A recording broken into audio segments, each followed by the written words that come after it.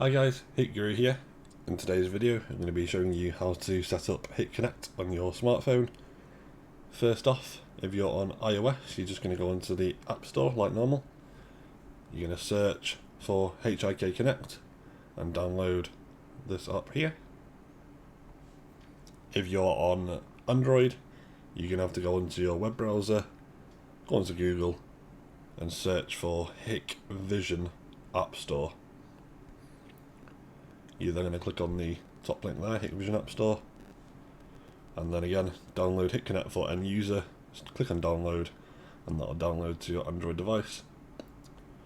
Now that that's downloaded and installed, let's open up Hik-Connect. You're going to be prompted with lots of different notifications. So here it says allow Hik-Connect to use your location. I'm going to not allow that.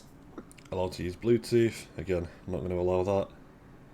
Send notifications, I'm going to allow that because I want my intrusion detection alerts to come through to my phone. And I'd also like critical alerts so that when my phone is in sleep mode, I'll still get an alert.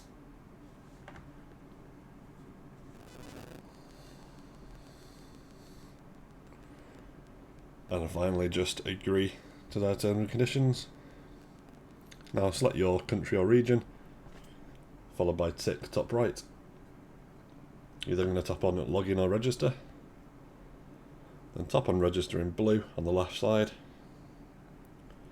Agree again to the terms and conditions, you can read those if you want to. Tick top right, you're then going to type in your email address for the account, or alternatively you can register by mobile phone number as it says at the bottom if you prefer to do it that way.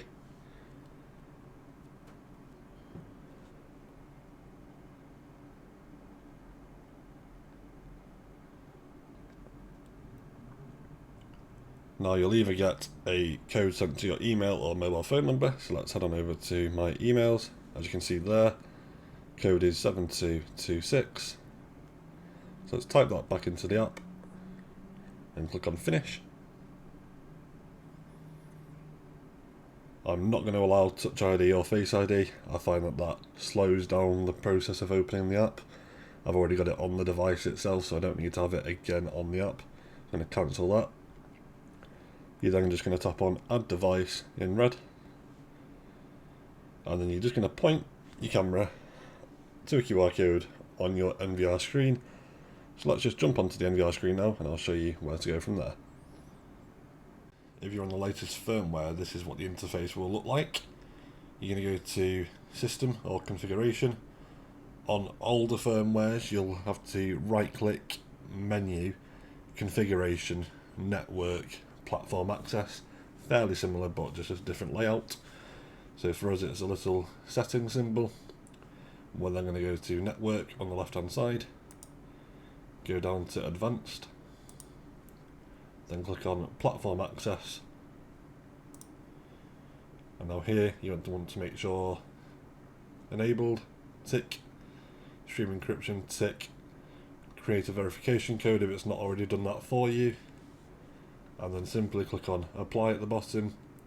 The status should change from offline to online, and then we're simply just going to scan this QR code here back on over on the app.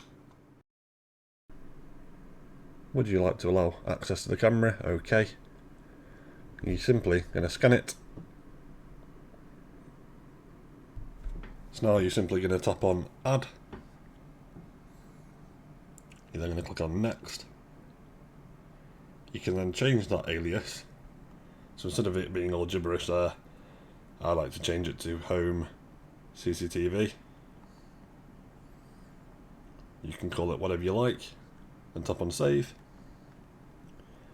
And then here's my system here. The black box is your DVR at NVR. If you tap on that, it'll load all of your cameras at once. If not, click on more just below it, and it'll show up your cameras individually. And from there you can tap on each individual camera as you like. As you can see at the bottom there, you've got two cameras offline, they're not being used at the moment. If you want to get rid of those two blank cameras there, you're just going to click on the settings icon, that's the hexagon button up at the very top on the right hand side. You're then going to click on linked camera. You're then going to scroll down to whichever camera you want to turn off, and then tap on the open eye to change it into a closed eye, so that will literally turn off the camera. Once you've done that, go back, top left, back again, and as you can see there, we've just got 6 cameras now rather than 8. Moving on to playback, you've got the top left manual playback button. From here you can select your date, your time, and which camera or cameras that you want to play back. Once you've done that, just click on Start Playback.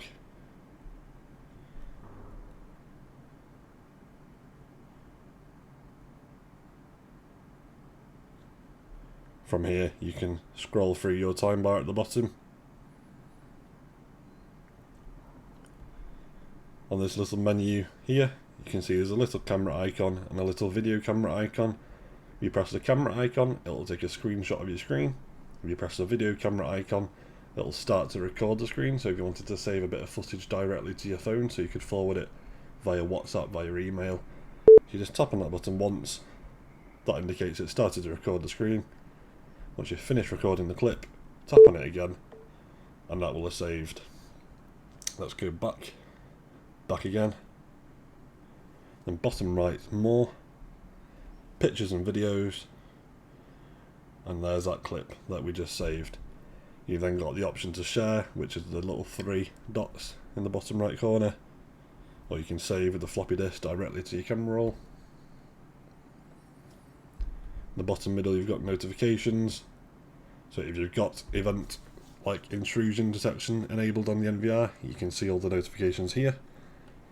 But always remember to actually enable the intrusion notifications on the device itself. So if we go back to that settings button, the hexagon, notification, you can see here that my events are enabled. So let's go back again, and that is pretty much it, guys. If you need any further advice, just drop me a comment down below. Remember to like, share and subscribe, and I'll see you all in the next video. Take care, guys. Bye bye.